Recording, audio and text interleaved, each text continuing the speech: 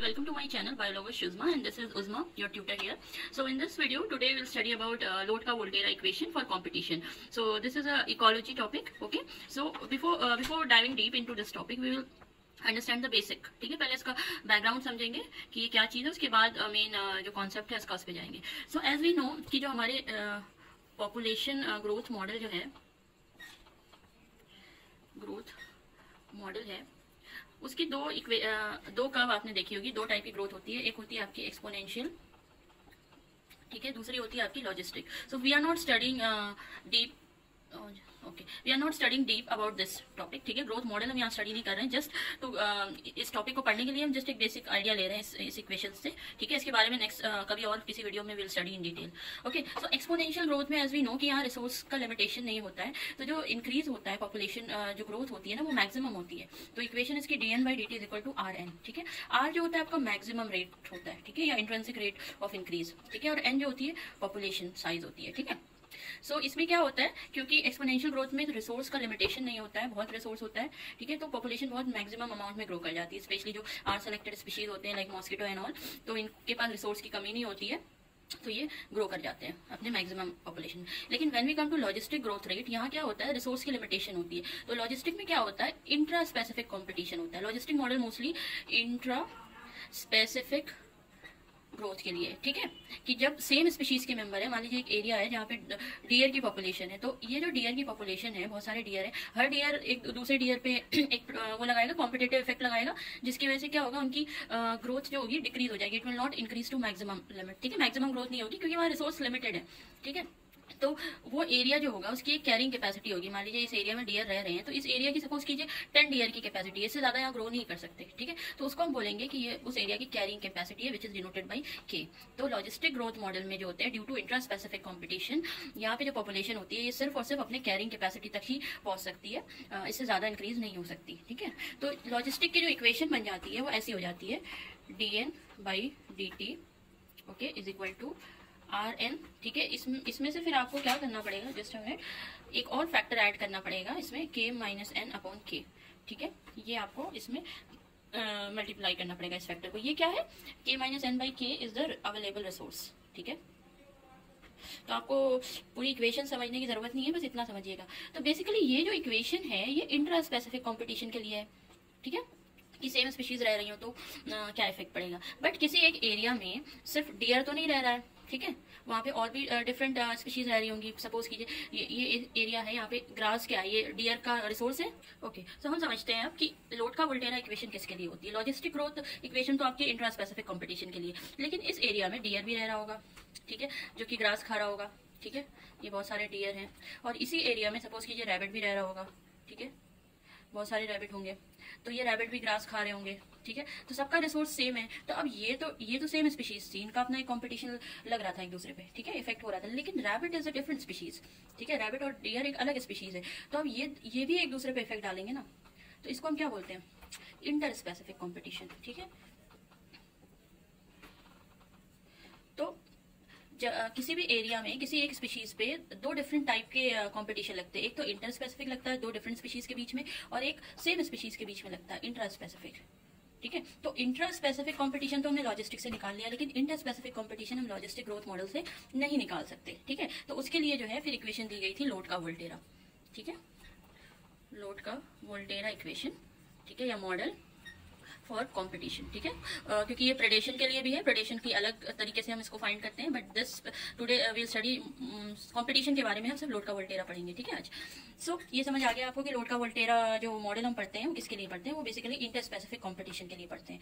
तो अब इसमें हम करते क्या है, कैसे स्टडी करेंगे और इक्वेशन क्या बनेगी, वो हम आगे देखते हैं. ठीक है, ओके, सो अब हम यहाँ समझते हैं कि जैसे एक डियर है और ये दूसरा डियर है, तो ये दोनों सेम अमाउंट ऑफ ग्रास खाएंगे. ठीक है, जितनी ग्रास ये खा रहा है उतनी ये भी खाएगा, मोर और लेस, क्योंकि ये सेम स्पीशीज है, एक जैसा इनका बॉडी स्ट्रक्चर है, सब कुछ एक जैसा है, तो ये सेम अमाउंट खाएंगे. लेकिन एक रैबिट है, ठीक है, तो वो डियर जितना नहीं खाएगा, उसकी बॉडी अलग साइज की है. तो अब हम कैसे पता करेंगे कि भाई ये रैबिट का कितना इफेक्ट पड़ रहा है डियर पे. ठीक है, या डियर रैबिट पे कितना इफेक्ट डाल रहा है, क्योंकि कंपटीशन हमेशा इक्वल के लोगों में होता है. राइट, कंपटीशन कभी भी जो है अनइक्वल लोगों में नहीं किया जाता है. ठीक है, तो हमें क्या करना पड़ेगा, इन दोनों को इक्वल करना पड़ेगा, तभी हम बता सकते हैं कि कितना कंपटीशन लग रहा है. तो हम मानते हैं, सपोज करते हैं कि 4 रैबिट जो है 4 रैबिट मिलके एक डियर के बराबर ग्रास खाते हैं, राइट? गेटिंग माई पॉइंट कि 4 रैबिट मिलके एक डियर के बराबर ग्रास खा रहे हैं, तो एक रैबिट का एक डियर पे कितना इफेक्ट पड़ेगा? तो इट विल बी 1/4, ठीक है? मतलब 0.25 जो है इफेक्ट पड़ेगा एक रैबिट का एक डियर पे, ठीक है? ये अगर हम ऐसे करके निकालेंगे क्रॉस करके मैथमेटिकल, तो 1/4 आ जाएगा। सो ये जो इफेक्ट आप देख रहे हैं कि एक स्पीशीज दूसरे पे जो इंटर स्पेसिफिक कॉम्पिटिशन निकाल लगा रही है, इसी को हम कहते हैं, इसे हम कहते हैं बेटा, इसे हम कहते हैं कि कॉम्पिटिटिव इफेक्ट या कोएफिशिएंट, ठीक है? या फिर इसको हम कह सकते हैं इनहिबिटरी इफेक्ट है, ठीक है? जो एक स्पीशीज दूसरे पे लगाएगी और दूसरी पहले पे लगाएगी, उसे हम कॉम्पिटिटिव इफेक्ट या फिर कोएफिशिएंट इफेक्ट भी कहते हैं, या इनहिबिटरी इफेक्ट, और उसे हम डिनोट करते हैं अल्फा और बीटा से, या फिर अल्फा 1 2 एंड अल्फा 2 1। तो ये क्या है, या भी इसको हम देखते हैं फिर से डिटेल में। ओके, सो सपोज करते हैं हम यहाँ पे जो डियर है हमने इसको स्पीशीज 1 मान लिया और रैबिट को स्पीशीज 2 मान लिया, तो हम इसका जो कॉम्पिटिटिव कोएफिशिएंट है या इनहिबिटरी इफेक्ट है, स्पीशीज 1 का अल्फा मान लेंगे, स्पीशीज 2 का बीटा मान लेंगे, ठीक है? सो अगर अल्फा बीटा दिया तो इट्स वेरी इजी, बट कभी कभी क्या देता है, ये इस तरीके से भी देता है, अल्फा 1 2 एंड अल्फा 2 1। तो इसका मतलब सिंपल सा क्या हुआ कि जो चीज बाद में लिखी हुई है ना, जो नंबर, उसका इफेक्ट पहले वाले पे, तो यहाँ पे क्या हो रहा है, 1 2 का मतलब स्पीशीज 2 का इफेक्ट 1 पे कितना लग रहा है, ठीक है? तो इसको बोलते हैं अल्फा 1 2, ठीक है? मतलब रैबिट कितना इफेक्ट डाल रहा है डियर पे, क्योंकि रैबिट स्पीशीज 2 है। उसी तरह अगर डियर का कितना इफेक्ट पड़ रहा है रैबिट पे, तो वो हम लिखेंगे अल्फा 2 1, ठीक है? तो इसका मतलब हुआ स्पीशीज 1 का इफेक्ट 2 पे कितना पड़ रहा है। सो ये क्लियर हो गया आपको कॉम्पिटिटिव इफेक्ट कितना लग रहा है। तो this is inter specific competition, ठीक है? ये हम इससे पता करते हैं अल्फा वैल्यू से। तो हमें सिंपल सा आप क्या करना है, जो हमने लॉजिस्टिक इक्वेशन लिखी थी, dn/dt is equal to Rn k - n upon के, ये लिखी थी ना, इसमें हमें ये अल्फा वैल्यू इनकॉर्पोरेट कर देनी है, क्योंकि ये तो आपका क्या बता देगा, इंट्रा स्पेसिफिक, ठीक है? आप किसी एरिया में सिर्फ इंट्रा स्पेसिफिक कॉम्पिटिशन लगता नहीं है, क्योंकि वहाँ और भी दूसरी स्पीशीज होती हैं, तो हमें इसमें इंटर स्पेसिफिक कॉम्पिटिशन का भी जो वैल्यू है वो भी लगा देनी है। तो वो हमें फाइनल बताएगा कि किसी एक एरिया में कोई पर्टिकुलर स्पीशीज की जो ग्रोथ है, पॉपुलेशन रेट है, वो कितनी होगी। तो उसकी इक्वेशन अब हम बनाएंगे, तो दोनों स्पीशीज के लिए हम अलग अलग लिखेंगे, ठीक है? तो वो इक्वेशन अब हम देखते हैं, ठीक है? ओके, सो ये जो इक्वेशन है, ये लोड का वोल्टेरा इक्वेशन है दोनों स्पीशीज के लिए, ठीक है? सो बस हमें क्या करना है, लॉजिस्टिक इक्वेशन जो हमने देखी थी, तो उसमें हमें बस चेंजेस लाने, तो हम दोनों स्पीशीज का अलग अलग बनाएंगे। तो सबसे पहली इक्वेशन जो है वो स्पीशीज 1 के लिए, और स्पीशीज 1 हमने किसको माना था, डियर को माना था, तो उसकी इक्वेशन बन जाएगी dn1/dt, मतलब n1 मतलब population of dear species 1 is equal to R1 n1 bracket में k1 - n1 हमने पहले इक्वेशन देखी थी लॉजिस्टिक, k - n/k था, तो यहाँ पे हम k1 - n1/k1 लिखेंगे।